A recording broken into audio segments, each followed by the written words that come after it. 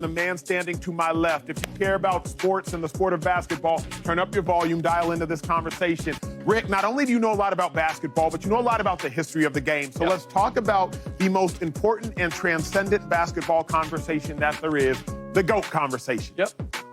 How much is LeBron James helping his GOAT case with his performances this season? He's not. He's not. I did all of that. All that setup. 50,000 points, 17 and 20, best record the last 6, MVP campaign, and you gonna sit here and tell me he's not? He's not. And LeBron would actually agree with me that he's not, based on what he has already said. Because if it was a matter of longevity and cumulative stats, then he would have been chasing Kareem Abdul-Jabbar all this time, and he would still be trying to catch him in terms of all of the accomplishments that Kareem had. Yes, he's taken the scoring title. There's a couple other things that Kareem did that LeBron hasn't. 6 titles, for example. So, and league MVPs. Michael Jordan climbed to the top of the mountain because his best was better than anything that we had seen. And that started with league MVP and defensive player of the year in the same season.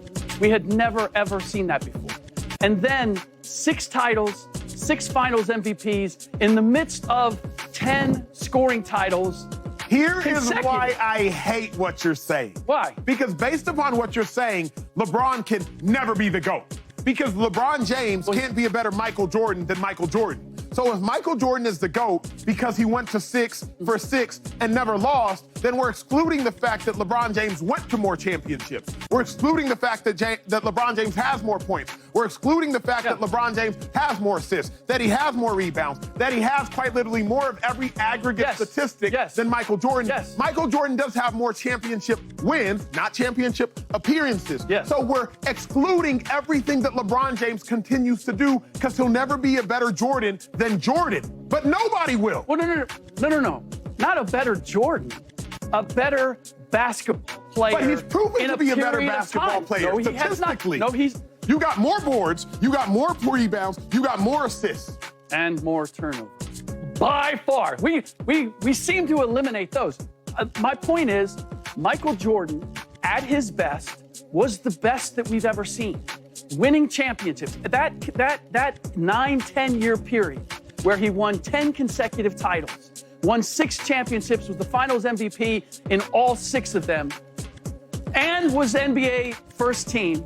Like, you just can't beat that. But here's my question, Slick. What about all the other years? Michael Jordan played for more than just from 1990 to 1999. Like, he did play 85, 86, 87, 88. He did lose to the Pistons, Slick. I'm not making this up. No, you're not. So how come we exclude the beginning years, we exclude the Wizards years, and we only talk about them 10? We don't. Because that's when he hit a zenith that no one has ever reached before. It's as simple as that. In that period was when he established that he was the greatest thing we'd ever seen. And so we're not discounting the other years, but we're also not giving credit for, look, LeBron hasn't been great every single year, right? He's had his down years. He's had his down periods. He's just been around longer. And I'll go back to this. Look, when we talk about the greatest point guards of all time, John Stockton, far and away the most assists. He's generally not in the conversation.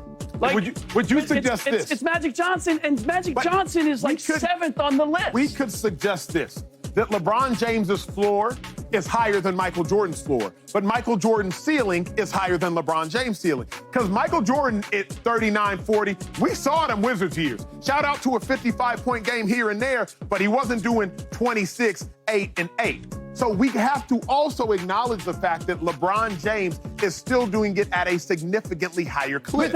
Well, this is the problem that I have when we go to statistics, is because over the decades, over the eras, the way the game is played has changed. And so the meaning and the significance of the statistics has changed. Brilliant. LeBron James, it is a discredit to what he has been and what he was at his best to suggest that this LeBron James, because statistically it looks the same, that he's the same player.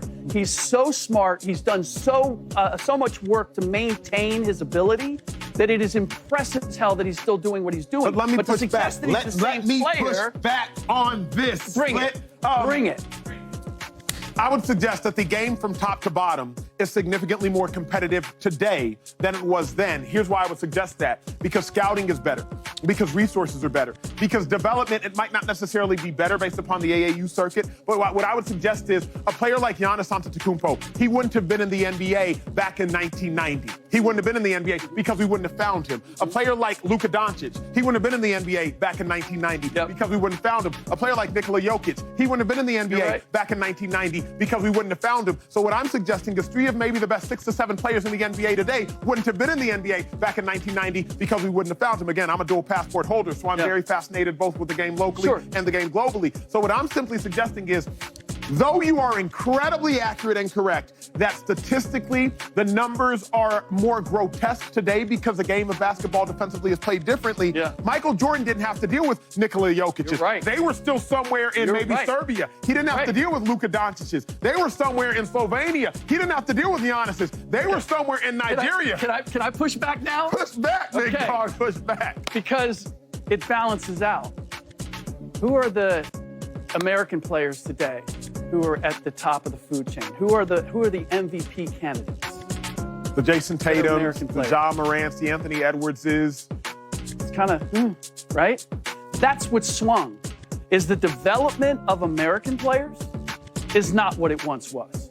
And so, yes, we've got foreign players coming in. We've got globally, we are capturing all the talent in the world, but it balances out that the American talent is not at the same level.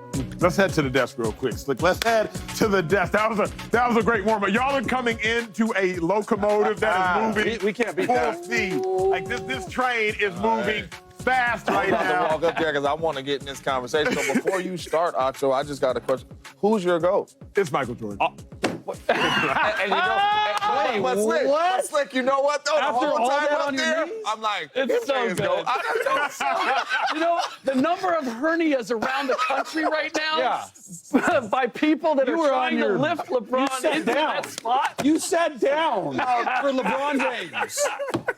It's Michael Jordan. So good. But here, what I refuse to do, it's Michael Jordan for different reasons. Yeah. What I hate is this, and I've said this before. I read this in a book called But What If We're Wrong? And they simply said, and I'll put it in my own words, the reason that Michael Jordan is better than LeBron James is not because Jordan is better than LeBron James, but because we use Michael Jordan as the barometer for greatness. And we measure everybody up to Michael Jordan, and there will never be a better Michael Jordan than Michael Jordan. What I'm simply saying is this. We have arbitrarily decided that 6 for 6, no game 7s, that is the mark of greatness. So unless you go to 6 for 6, no game 7s, you can't beat him. We excluded the fact that Jordan didn't make the playoffs as many times as LeBron James. He didn't make the NBA Finals as many times as LeBron James. I believe he had more first-round exits than LeBron James. But because we have arbitrarily decided that 6 for 6, no game 7s is the mark of greatness, nobody will beat that. What I believe that we should do, and then I'm done with it, because James, Chase, please get in here and Rick, digest what I'm about to say, even you at home.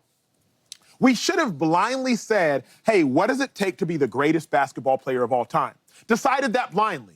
We should measure championships. We should measure MVPs. We should measure points. We should measure rebounds. We should measure assists. We should measure defensive player of the years. Decide that blindly. And then see who measures up to that. That's the best way to decide the GOAT. Instead, we've taken the GOAT and said, who's measured up to him? We should have just decided the characteristics that make somebody the GOAT and then said, okay, is it Kareem? Is it Kobe? Is it Shaq? Is it Tim Duncan? Is it LeBron? Is it Jordan? Is it Bill Russell? But instead, we've painted a GOAT and made everybody chase that. That's why I hate most people's ideology behind the conversation. I'm confused. You know what's crazy? Mike will always be my GOAT. And I could sound a little biased up here. And I am absolutely respecting what LeBron is doing. Because at the age of 40, with this longevity of what we're watching LeBron James do right now, is absolutely special. But when you talk about the GOAT debate,